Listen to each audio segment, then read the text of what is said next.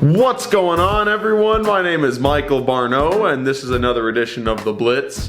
As you can see, I'm here in my wonderful quarantine lab. Today, I will be taking on a new challenge of sorts. It's the peanut butter and jelly hamburger challenge that was given to me by a friend of mine. Said you need to try this, so I figured it's sort of a challenge, but sort of not, and it's kind of a mukbang at the same time. I've never done one of these before, so I'm giving it a shot today, and we'll see how it goes. I don't think I'm gonna put any music on this one. I'll treat it like a true ASMR mukbang type thing, and we'll see how this goes, what kind of feedback I get. Remember, if you like the video, if you like what you're watching on this channel, make sure you like and subscribe to it and give me a thumbs up to help us out. Next week, all right, is the NFL draft. I will try to predict the draft. Haven't decided if I'll do the whole thing up to 20 or something beforehand. It's still in the works, but it's close to being mastered. I will give you one spoiler on this, that there will be some spice involved, and I am a huge pansy when it comes to that stuff.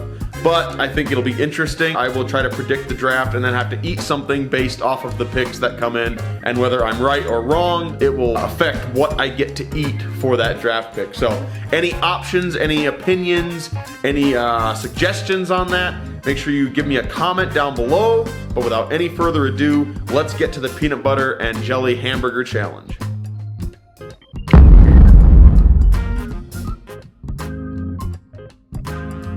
Folks, welcome into a mukbang with me in my apartment here during COVID-19. Just having a big cheat meal here. Today, I've decided to go with a new one, the peanut butter and jelly. Okay, let's see if you can get a look at there. Peanut butter and jelly hamburgers. There are a couple of them. These two here are peanut butter and jelly. These ones over here we have fries, an egg, and hamburger on those. So that's what we have today. I will be eating these and discussing some football things as we go through. Today's topic will mainly be Tua Tagovailoa and why I don't believe Tua Tagovailoa is the savior that a lot of people are thinking he is. So let's get to eating and we'll talk about it a little bit.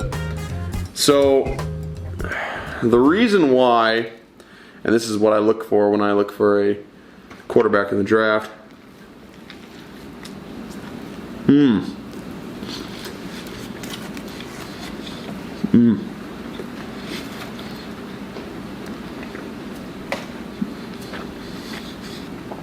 That is excellent. What I don't like about Tua Tagovailoa is that the biggest thing is that he doesn't do well on the big stage. If you look at his record through all the big games in his career, he hasn't done very well.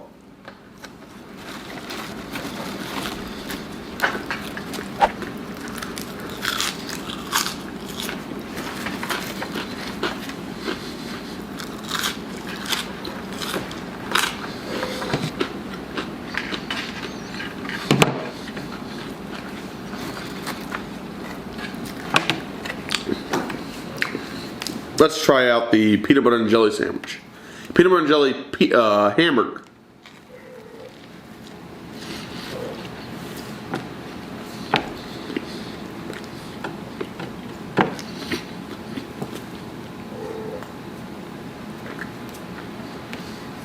An interesting choice for sure.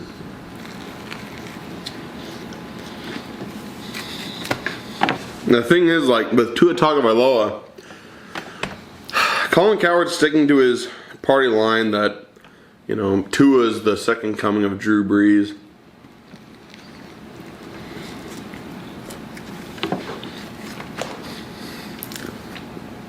But I'm here to tell you that I don't think it's going to happen. Because with Tua, he has a lot of, if it start the Georgia championship game in 2018. If he'd stayed in that game, I'm confident Georgia wins that game.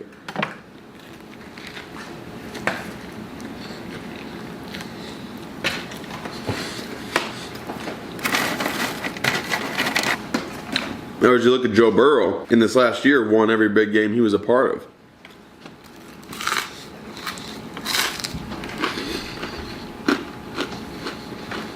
And Colin Cowherd says, like, this LSU team in 2019 was the best team, possibly the best team in the history of college football. Why was it the best team in history of college football? It's because of Joe Burrow. Butter and jelly sandwich on the shot.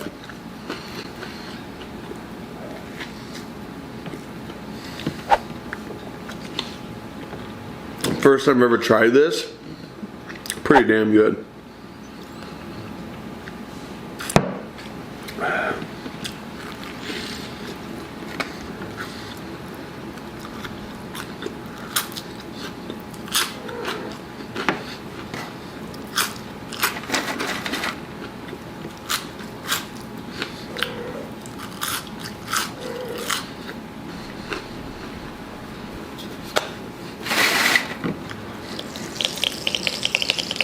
Just found this on the shelf the other day. Let's see.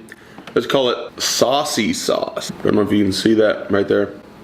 Saucy sauce. It's mayonnaise and ketchup mixed together. We'll give it a shot right now with my egg sandwich.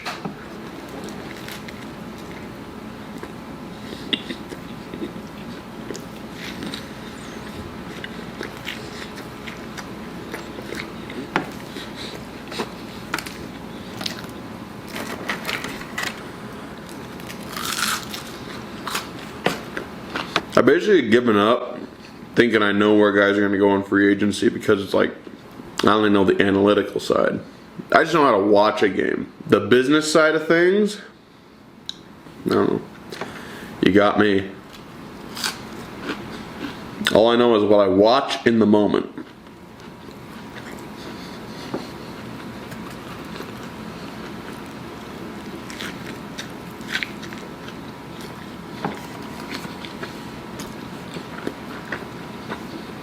I know how to watch a game and analyze it, and I know how to analyze teams, but the business side of football is a totally different side, and I'm not an agent. So I can identify what teams need, but outside of that, I've basically given up thinking I know where free agents are going to go. I mean, Tom Brady in January, if you remember, he was a guy that everyone was talking about either the Raiders or the Chargers, and I personally thought the Chargers made the most sense. No one was talking about the Buccaneers. And then March gets here and boom, he goes to the Buccaneers. So it's like, riddle me that. Again, no one was talking about the Buccaneers back then.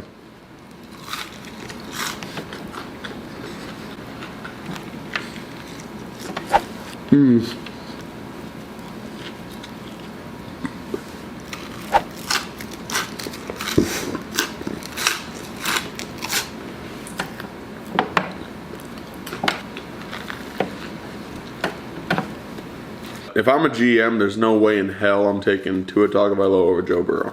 It's not like LSU was carried by a great defense or something, or that they even had a good defense. By historical standards, LSU had a bad defense.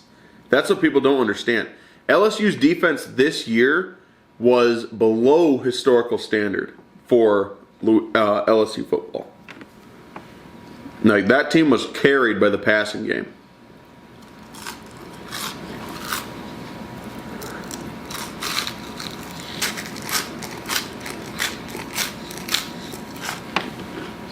Again, I return to the fact that Joe Burrow won every big game he was in, starting with this last season. You know, I look at Tua Tagovailoa. Tua doesn't have a winning record. You start with the Georgia game I mentioned a minute ago. He didn't do very well in that. You know, he goes to the playoffs that year. He beats Oklahoma, but Oklahoma had a historically bad defense that season. So I don't really care what he did against them. He goes to the championship against Clemson. Gets demolished. Worst loss of Nick Saban's career at Alabama.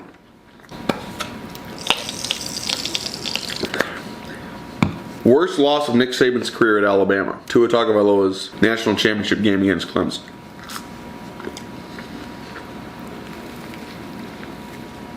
Fast forward to the next season. Tua Tagovailoa ends up in a game with LSU. The only really high-profile matchup of that year. he loses that. And then he gets hurt against Ole Miss while he's trying to improv.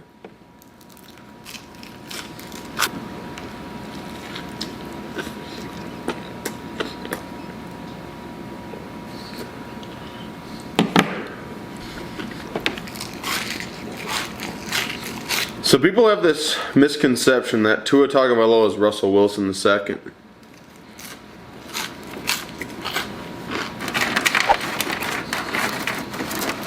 That's completely wrong. Because Tua, if you ever watched him play,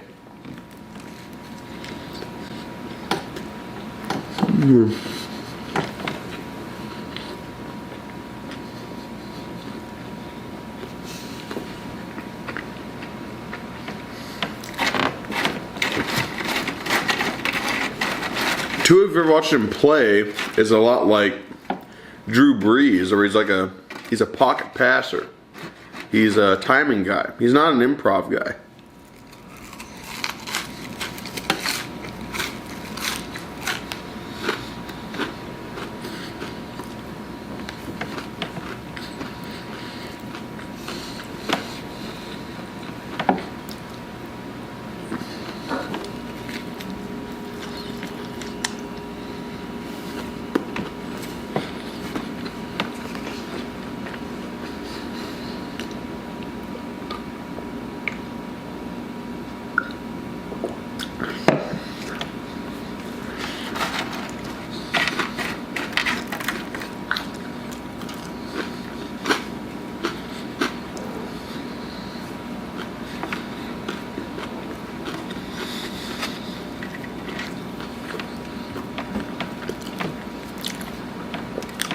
Back to the peanut butter and jelly hamburger.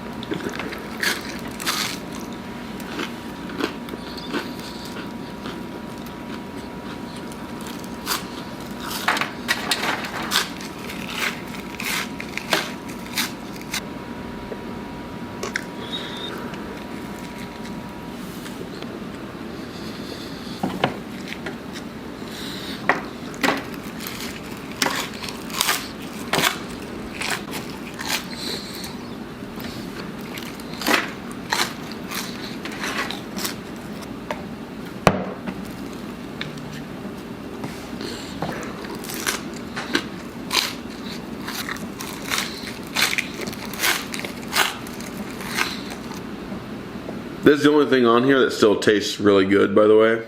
This peanut butter and jelly hamburger.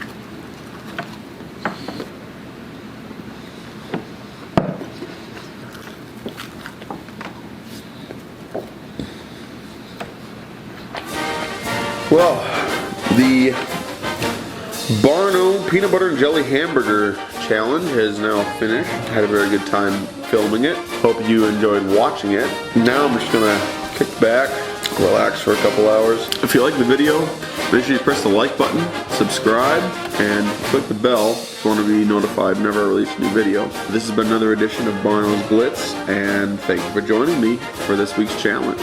Take care.